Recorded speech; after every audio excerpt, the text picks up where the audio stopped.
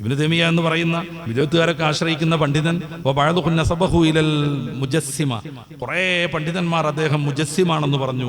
എന്തുകൊണ്ട്? യൻസുലു റബ്ബുനാ തബാറക വ തആല കനുസൂലി ഹാദാ, ഞാൻ ഈ മിമ്പറിൽ നിന്ന് ഇറങ്ങി വരുന്നത് പോലെ റബ്ബ് ഇറങ്ങി വരുന്ന അയാൾ പറഞ്ഞു.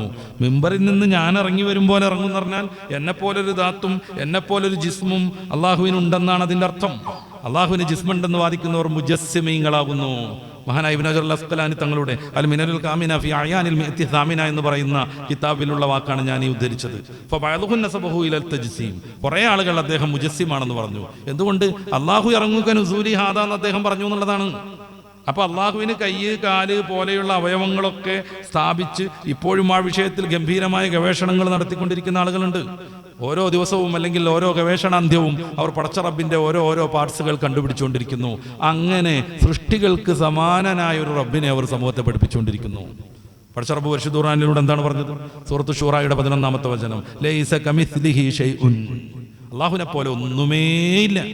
മാ ഖത്തറ ഫീ ബാലിക അല്ലാഹു സിവാ ദാലിക, നിന്റെ മനസ്സിൽ റബ്ബിനെ കുറിച്ച് എന്ത് തോന്നലുണ്ടാകുന്നോ റബ്ബ് അതല്ലാത്ത മറ്റൊന്നാണെന്ന് അറിഞ്ഞിരിക്കണമെന്ന് പൂർവിക പണ്ഡിതന്മാർ.